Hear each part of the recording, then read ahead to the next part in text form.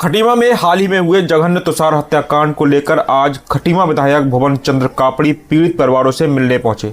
विधायक कापड़ी ने सबसे पहले मृतक तुषार के घर जाकर शोक संतप्त परिजनों से मुलाकात की और उन्हें ढांढस बताया।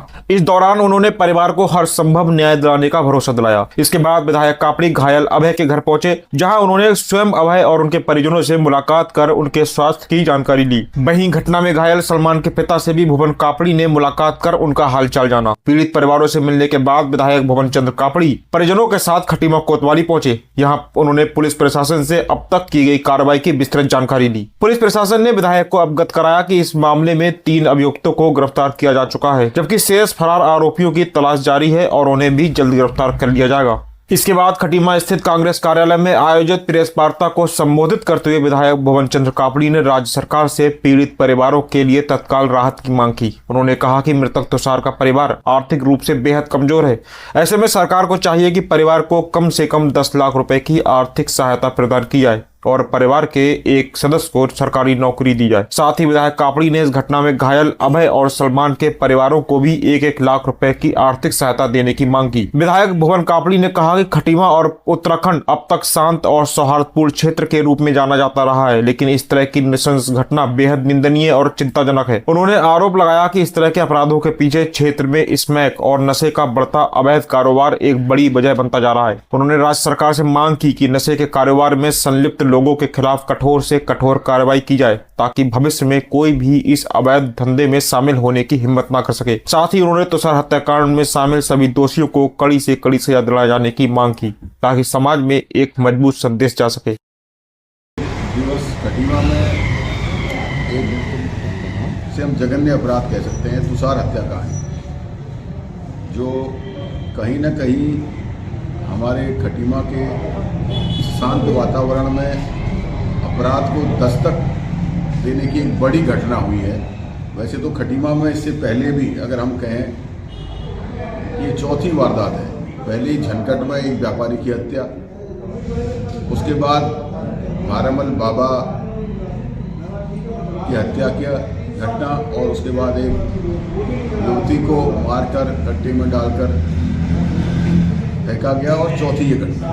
लगातार अपराध बढ़ रहा है, लेकिन तुषार हत्याकांड में हम प्रशासनिक अधिकारियों को, पुलिस के अधिकारियों को बधाई देते हैं कि उन्होंने तत्काल गिरफ्तारी करी है और गिरफ्तारी कर 3 दोषियों को जेल भेजने का काम भी किया। इसके लिए पुलिस प्रशासन को बहुत बहुत बधाई, शुभकामनाएं मैं देता हूं। लेकिन चिंता का विषय ये है कि लगातार अपराध बढ़ रहा है, इस पर अंकुश कैसे लगाया जाए।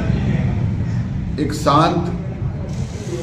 शांत प्रिय खटीमा, एक शांत प्रिय उत्तराखंड में लगातार अपराध बढ़ रहा है, और अपराध की जड़ कहीं न कहीं स्मैक के नशे से जुड़ी हुई है। ये जो गैंग बन रहे हैं, कोई हल्द्वानी में सुनाई देता है, कोई रुद्रपुर में, और आज खटीमा में भी, तो ये इन सबको कैसे रोका जाए, कैसे इस पर अंकुश लगाया जाए, ये सोचने का विषय है।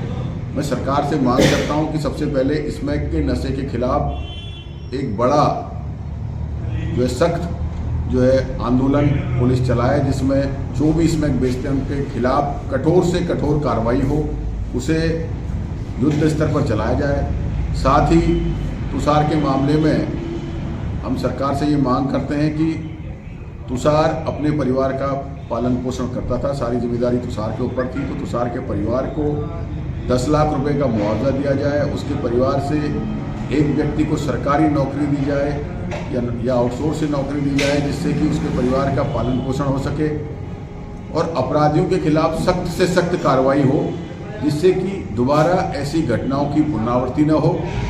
और ये जो गैंग बन रहे हैं आज उत्तराखंड में, इनके खिलाफ सख्ती से जो है कार्रवाई की जाए, इस बात की मांग करते हैं। आज हम सब कांग्रेस जन यहाँ नहीं थे, हमारे यहाँ रैली थी, तो हम तुषार के परिवार से, परिजनों से मिलकर आए हैं। उसके साथ ही हम जो अभय से और सलमान जो अभी भोजपुरा उनके पिताजी से मिलकर आए हैं, और साथ ही पुलिस प्रशासन से भी मुलाकात करी, जिसमें 3 लोगों का अभी तक पुलिस ने जेल नहीं दिया। बाकी जो अपराधी हैं उन पर पुलिस जल्द से जल्द उनको अरेस्ट करने की बात कर रही थी, उनको भी उन्होंने अरेस्ट कर लिया है। तो पुलिस की मजबूत कार्रवाई है और उन्होंने हमें विश्वास दिलाया है कि सख्त से सख्त कार्रवाई होगी जिससे अपराध पर अंकुश लगेगा। मेरा ये मानना है कि कभी कभी जब अपराधी प्रवृत्ति के लोग को राजनीति में या राजनीतिक संरक्षण मिलता है तो अपराध पनपता है। इसलिए मैं आपके माध्यम से जनता से भी ये बात कहना चाहूँगा और सब राजनीतिक लोगों से भी ये बात कहना चाहूँगा कि राजनीति संरक्षण किसी आपराधिक प्रवृत्ति के व्यक्ति को नहीं देना चाहिए और किसी आपराधिक प्रवृत्ति के व्यक्ति को राजनीति में लाना भी नहीं चाहिए, जिससे कि आने वाले समय में ऐसी आपराधिक घटनाएं बढ़ें। उनका साहस बढ़ता है जब वो शासन प्रशासन के नज़दीक राजनीतिक वेशभूषा में या राजनीतिक संरक्षण में आते हैं, तो उनका वो जो डर है शासन प्रशासन का वो खत्म होता है और अपराध बढ़ता है। इसलिए हम सब लोगों को मिलकर अपराध मुक्त खटीमा और अपराध मुक्त उत्तराखंड के लिए हम सबको मिलकर एक संयुक्त मुहिम हम लोगों को चलानी चाहिए।